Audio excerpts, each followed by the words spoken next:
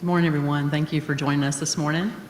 The lesson today is from a book that I have to say I don't know that I had read before, and I had to look for it in the Bible. It was one that's kind of tucked into the last part of the Old Testament, and there's a lot of small, tiny little books that are in that area that we probably have touched on at some point, but it's just not one that was really familiar with me. So I had to do a little extra work trying to understand a little bit more about it. And I wanted to start with giving you a little background that was actually in the Bible commentary that I have, because I think it helps set that stage a little bit for you of what's going on. Our lesson is actually from Zephaniah, and it's Zephaniah chapter 3, verses 14 through 20. Zephaniah is, like I mentioned, a small book. It's only 3 chapters long, so it is it's a short book, and today's lesson is probably fairly short as well. But to be able to appreciate the verses that we're going to talk about today, you have to understand about the first 2 chapters, because otherwise the message isn't quite as strong that's in chapter 3 if you don't understand what was going on in chapters 1 and 2. So just to give you a little background, and I thought the introduction from the Bible commentary was really good before we jump into the lesson commentary this morning. So bear with me just a minute. Overwhelming grief, prolonged distress, incessant abuse, continual persecution, and imminent punishment breed hopelessness and despair. I think we'd all agree with that, right? Those are all terrible things to endure and hard, and it can make you feel really hopeless. And if only, that's the thing we think about. If only this would happen, if only that would happen, then, it'd be so much better, or they would be healed, or whatever the case is.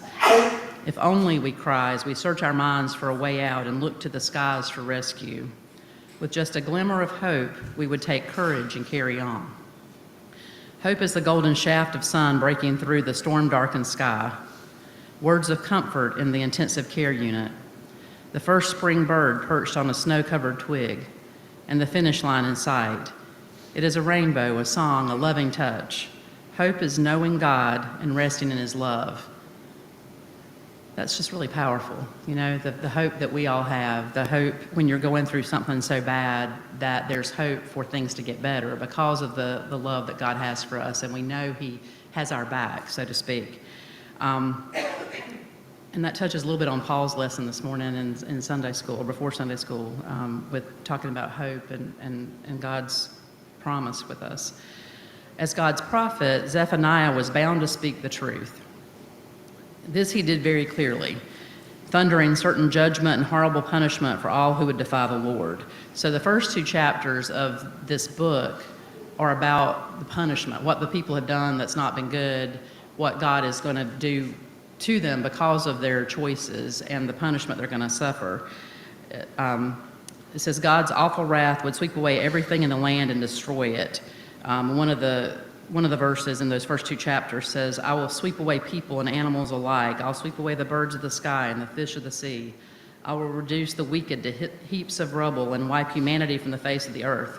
That's pretty strong, right? I mean, it's going to wipe us all out. That's the kind of stuff going on in this chapter, or in this book of the Bible, before we get to today's lesson. No living thing in the land would escape, and the terrible day was coming soon, according to Zephaniah.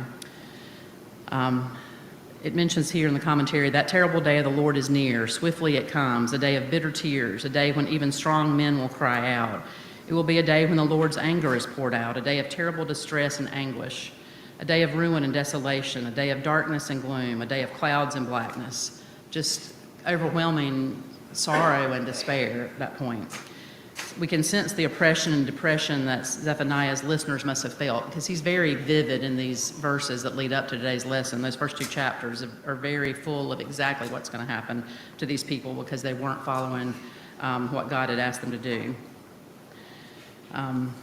They were judged. They talk about that in these verses as well, and were doomed.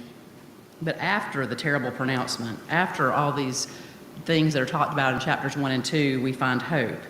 So the first chapter's filled with terror. The second chapter, there's a whispered promise a little bit where he says, seek the Lord, all who are humble, and follow His commands. Seek to do what is right and to live humbly. Perhaps even yet the Lord will protect you from his anger. You are fine. Welcome. And a few verses later, we read of the remnant of the tribe of Judah who would be restored. So in the third chapter, which is what we're going to concentrate on this morning, the quiet refrain grows to a crescendo of God's salvation and deliverance for those who are faithful.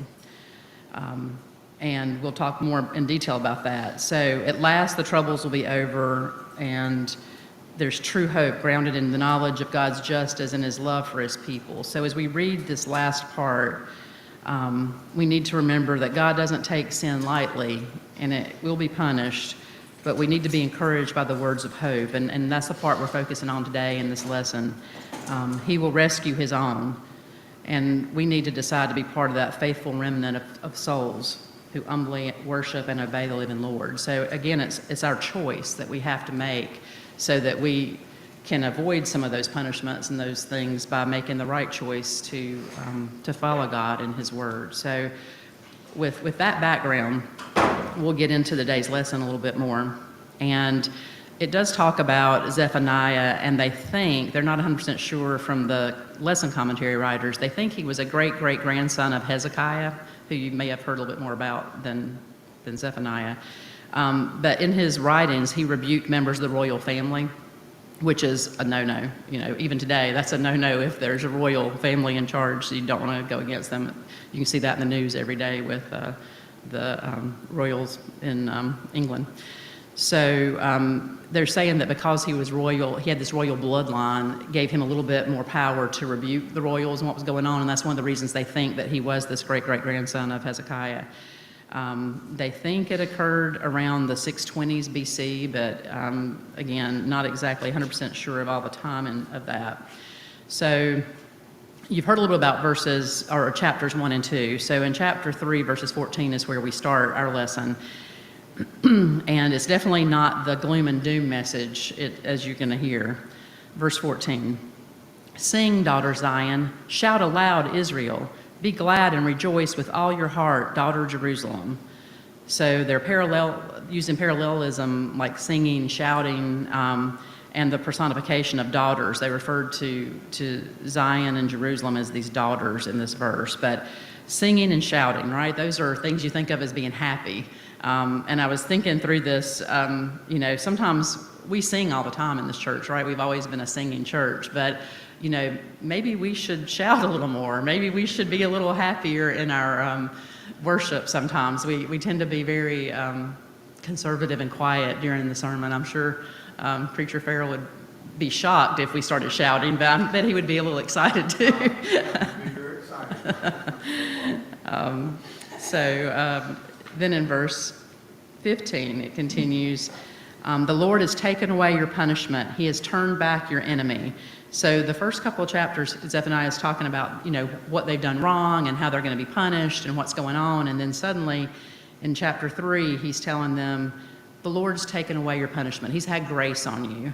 And if you've ever been in a position, I'd say a position of power in some ways, it could be with a child, it could be with coworkers or people who report up for you at work. And if you've ever had the chance to give grace in that situation where you've explained what's been done wrong, when you've explained what the punishment should be and talked through all that and then changed it up and actually gave grace for that situation to someone, that's pretty powerful if you've ever done it, whether it's with a child, like one of your children, or whether it's with someone who, like I said, that may report to you, if you're their manager.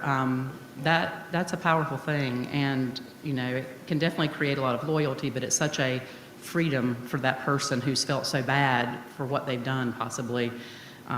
So suddenly this hope has been given. And it mentions in the commentary here there's 4 reasons why the people were supposed to sing, shout, and rejoice right now. One is, this punishment would be a thing of the past. 2, he's defeating the enemy, and here the enemy's Babylon. That's the oppression that Judah hasn't even felt yet when this book's being written, but again, he's prophesying what's going to happen with everything. And then we get into the 3rd and 4th reason in the next verse, or the next part of the verse. It says, "The Lord, the King of Israel, is with you." and then continues, never again will you fear any harm. If you don't remember anything else today from the lesson, this is it, right? This is really critical.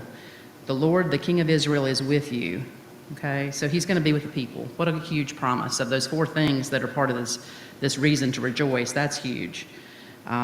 He's always going to be with us.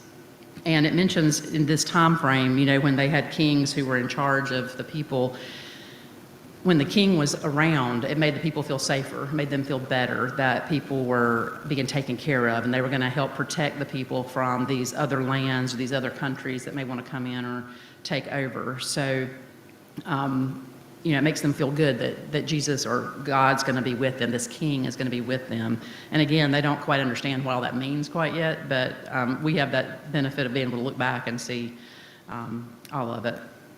And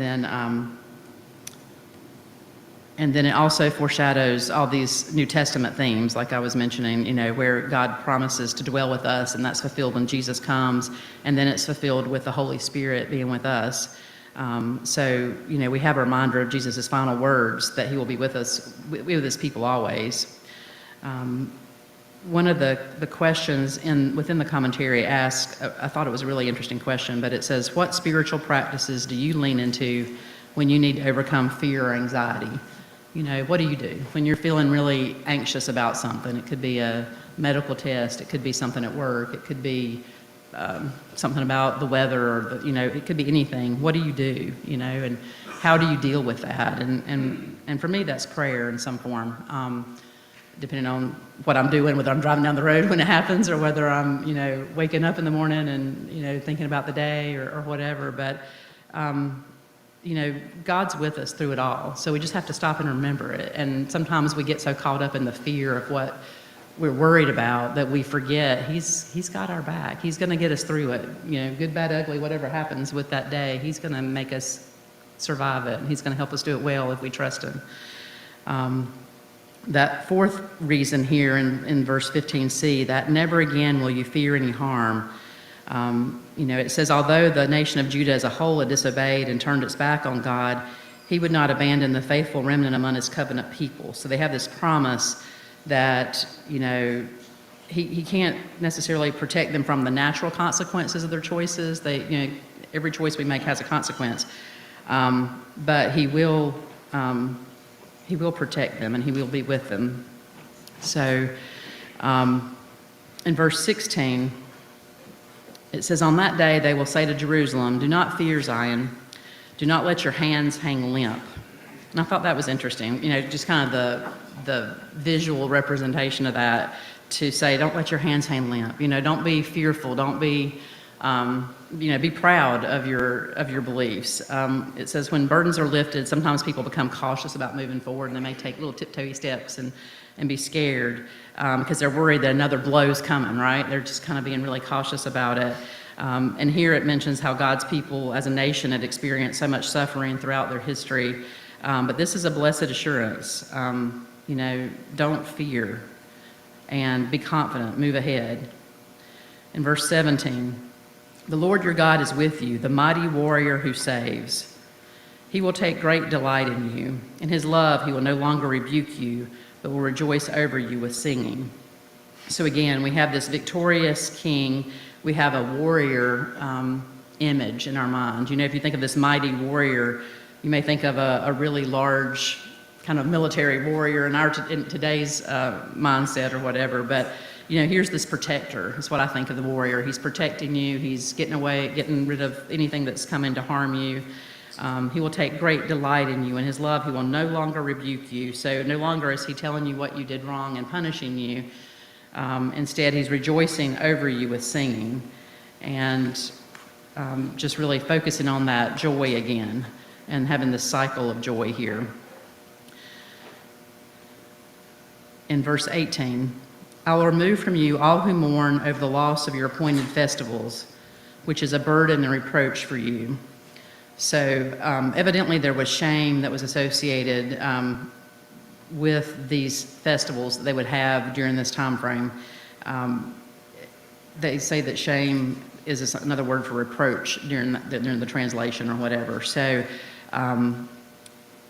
So he's going to, take away this that shames them or this burden that they feel from how these festivals have been treated or whatever. And in verse 19, he says, "At that time I will deal with all those, with all who oppressed you."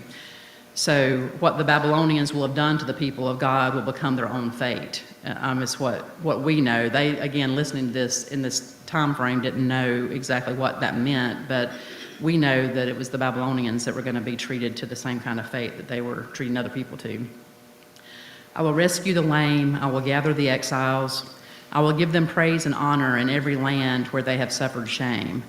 So again, the lame referring to some type of physical disability, usually walking disabilities. Restoring relationships with God removes and heals these different kinds of signs of abandonment, like the people that were exiled or abandoned or forced out of their area. Physical healing, freedom, and return home are concrete ways that God's justice and love will be announced. So he's given them signs of things he'll do, things that will be done during that time to let them no longer have shame with what's going on with their lives. In verse 20, "At that time I will gather you. At that time I will bring you home. I will give you honor and praise among all the peoples of the earth when I restore your fortunes before your very eyes, says the Lord." So this is our final verse in this section, and it's a very positive message, right? I will gather you. I'll bring you home. What a good feeling to come home, right, at that point.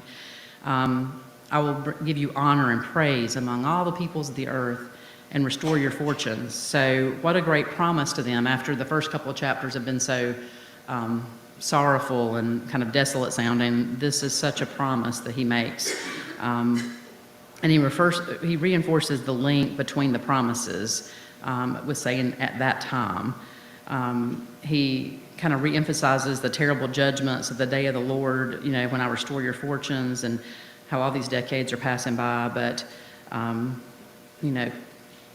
one of the questions asked here in the commentary is, could there be anything sadder than to fail to be restored to relationship with God Almighty himself? We have the advantage these folks didn't have, because we have that hindsight, right? We have the vision to go back and see what all they faced and to see what their decisions created for them and the consequences it had. And we have all these warnings about it, right? We have all the warnings of, what do we do to choose God and to choose not having to be punished, or not, to choose to have that relationship with God himself.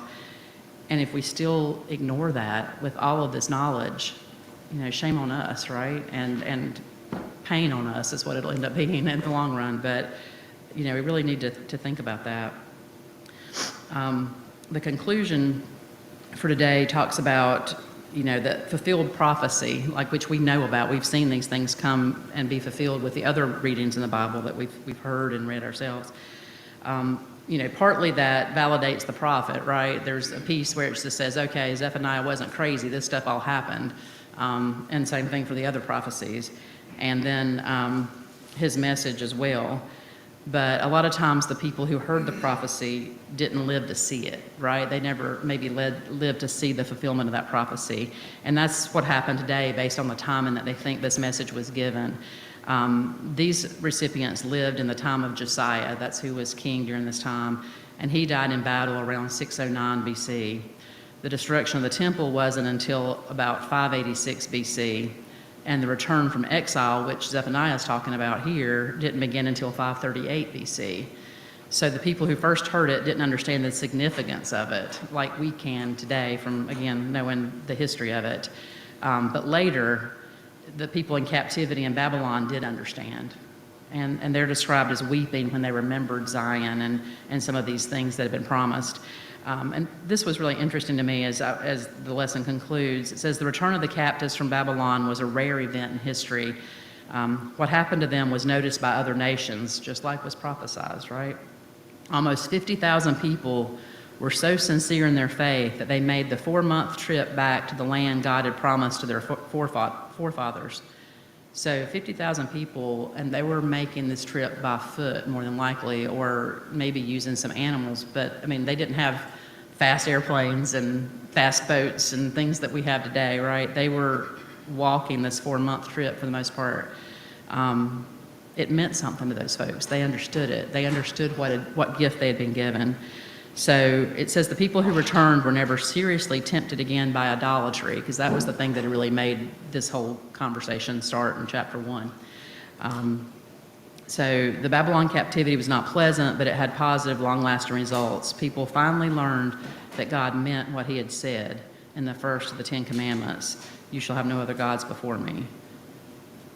Another important thing to remember, right? God meant what he said. This Bible's not here and hadn't been around for so long because it's just a fun book to read, right? It's the living word, and it has meaning for all of us if we choose to believe it. So today's story is really a lesson about hope. It's backed by the assurances that we have in the Bible. Jesus promised that he would come again, and he added the times unknown, which we all realize that. The thing to remember is God keeps his word. So be ready when he comes. And I think, as we go out this week, let us be thankful for the people who taught us about God. A lot of those people are in this church or were in this church at one point, for a lot of us that grew up here. We're grateful for the examples that people have set in our lives, for the faithfulness of God and the faith of others throughout the centuries, and the stories that someone wrote down for us to be able to know. And let us try to rededicate our lives to be faithful till the end. It's hard sometimes to make those right choices, but we know the reward for that choice is a good thing. So the thought to remember for this week is resolve to stand on the promises of God today and all the tomorrows, which of course made me think about the hymn, Standing on the Promises, and a lot of the words in here always remind me of hymns, back to our singing and shouting and rejoicing with God. So Pastor Farrell, if we start jumping up, down, and singing and shouting louder than normal today, blame me. I don't have to preach. Thank you all. Have a good week.